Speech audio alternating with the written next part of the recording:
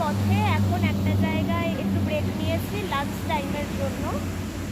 আর তারপর আজকে আমাদের প্ল্যানিং হচ্ছে আপাতত যে গৌহাটিতে পৌঁছে আমরা সেখান থেকে যাব ব্রহ্মপুত্র নদ দেখতে এবং তার মধ্যে উমানন্দ টেম্পল দেখতে। তো আজকে সকালবেলা থেকে যখন বেরিয়েছিলাম তখন ভালো রোদ ছিল, কিন্তু জানি না রাস্তায় তারপর থেকে যে বৃষ্টি শুরু হয়েছে এখনও পর্যন্ত কন্টিনিউয়াস হয়েই চলেছে। খুব বেশি নয় কিন্তু ঝিরঝির ঝিরঝির করে হয়ে চলেছে। তার জন্য ওয়েদারটা খুব ঠান্ডা আর মেঘলা। তো আপাতত এতটুকুই আপডেট। এরপরে লাঞ্চ টাইমের পর আবার গৌহাটিতে জন্য বেরোবো। গৌহাটি পৌঁছে বাকিটা আমি বলবো।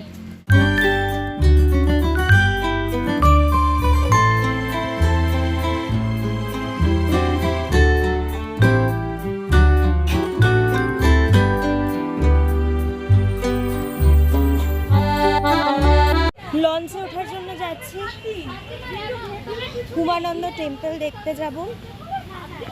5:30টায় বন্ধ হয়ে যায় মন্দিরটা, তাই সবাই মিলে দৌড়াচ্ছি।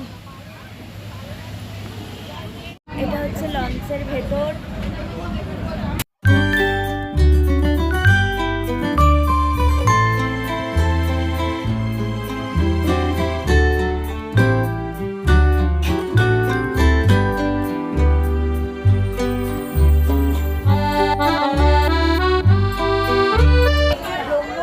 নদের মাঝখানে যে দ্বীপ রয়েছে সেখানে হচ্ছে উমানন্দ টেম্পলটা, সেটা দেখতে যাবো। লঞ্চ ছেড়ে দিয়েছে, আমরা নিচের তলায় রয়েছে, এর ওপরেও রয়েছে ডেক। তো যাই একবার বাইরে দেখে আসি।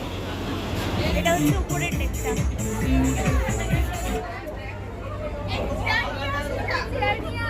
नमस्ते।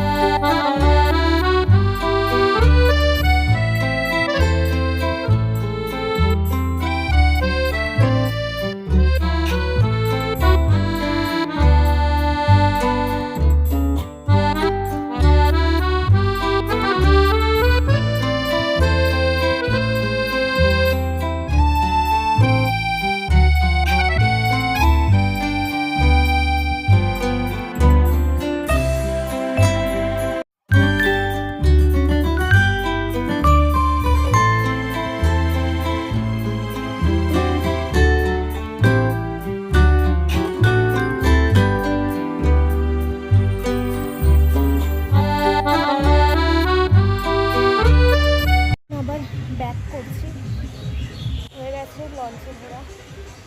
উমানন্দ টেম্পলটা দেখতে পারিনি কারণ ওটা 5:30টায় বন্ধ হয়ে যায়, আর 5:30টা বেজে দিয়েছি মানে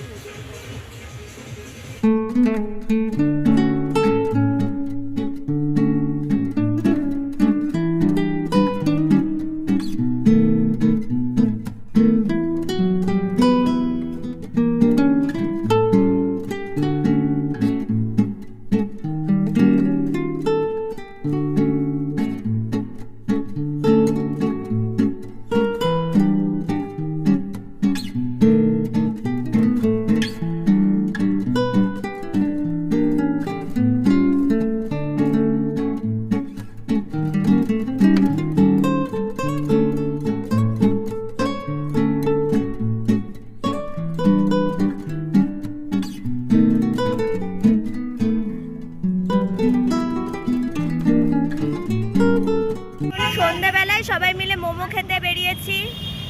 সঞ্চিতা পেলাম না, দিনে সারাদিনে কিছুই করতে পারলাম না, শাড়ি খুবই ঝগড়াঝাটি করেছি। এখন মোমোতে মাথাটা ঠান্ডা করবে, মানে অপোজিট পুরো। লোকে ঠান্ডা খেলে মাথা ঠান্ডা হয় না, ওর গরম খেলে মাথা ঠান্ডা হবে, বুঝলে?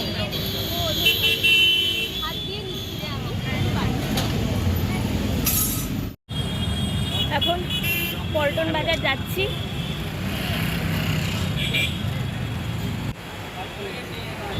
আজকে আমাদের প্ল্যানিংয়ে ছিল যে আমরা মোটামুটি দুপুরের দিকে গৌহাটি পৌঁছে সেখান থেকে ব্রহ্মপুত্র নদে লঞ্চিং করবো এবং ওই দ্বীপের মাঝখানে উমানন্দ টেম্পলটা দেখবো। কিন্তু রাস্তায় একদিকে রাস্তা বন্ধ ছিল, তার ফলে বাসটা ওখান থেকে ঘুরিয়ে আনতে হয়েছে। সেখানে প্রায় 1-2 ঘন্টা সময় নষ্ট হয়েছে, যার জন্য আমরা পৌঁছেছি 5টা 5:30টার দিকে। এবং সেই সময় লঞ্চ আর উমানন্দ টেম্পল অবধি নিয়ে যায়নি। লঞ্চে যে উঠেছিলাম সেটা আবার ঘুরিয়ে রাউন্ড করে নিয়ে চলে এসেছে। জানি না সেটা কেন। এবং যখন আমরা লঞ্চে উঠেছিলাম সেখানে জিজ্ঞাসা করেছিলাম যে টেম্পল কি খোলা থাকবে, আপনারা কি নিয়ে যাবেন? ওনারা বলেছিলেন হ্যাঁ। কিন্তু তারপর লঞ্চে ওঠার পর সেটা আর হয়নি, মানে ওনারা ঘুরিয়ে নিয়ে চলে এসেছেন এবং তারপর আমরা কাউকে পাইওনি ওই ঘাটে কথা বলার জন্য। তো পরের দিনটা একদমই নষ্ট হয়েছে। আর ওটা দাঁড়া এখন মার্কেটিংয়ের জন্য বেরিয়েছি।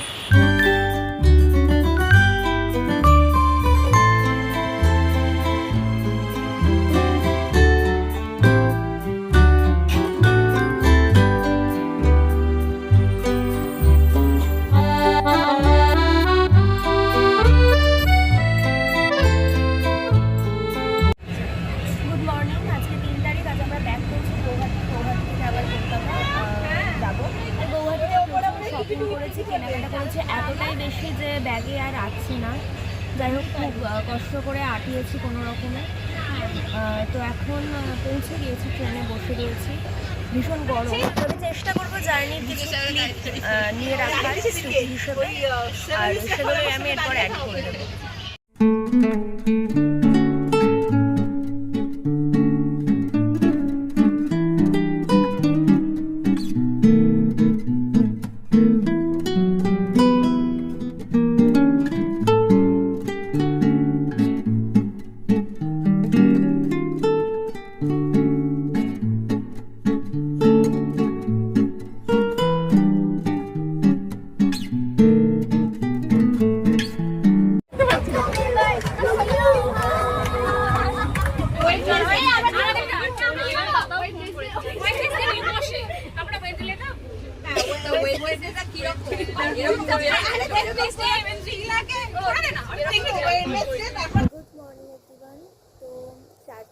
আমরা 5:20-তে হাওড়া স্টেশনে পৌঁছে গিয়েছিলাম। সেটার ভিডিও আর আলাদা করে আমি নিইনি, কারণ দেখানোর মতো সেরকম কিছু ছিল না। ট্রেনে পুরো সময়টা বেশ হাসি ঠাট্টা মজা গান করে টোরে কেটেছে, রিলস টিলস বানানো হয়েছে অনেক। তবে হ্যাঁ, সবার মনটাও বেশ খারাপ ছিল, কারণ ফার্স্ট টাইম আমরা বন্ধুরা সবাই মিলে একসাথে কলেজের ট্রিপে গিয়েছিলাম। সবারই মানে ম্যাক্সিমাম জনের ফ্যামিলি উইদাউট ফ্যামিলি এরকম একটা ট্রিপ ছিল। প্রচুর এক্সপ্লোর করেছি, প্রচুর মজা হয়েছে। আর স্বাভাবিকভাবে ফিরে আসার সময় সবার বেশ মন খারাপ ছিল। আর যে কথাটা বলার, আমাদের এই পুরো ট্যুরটা যারা অর্গানাইজ করেছিলেন সেটা হচ্ছে হিমালয়ান ট্যুরিজম বলে একটা এজেন্সি। আমরা ওনাদের সাথে কথাবার্তা বলেছিলাম বেশ 1 মাস বা 2 মাস আগে।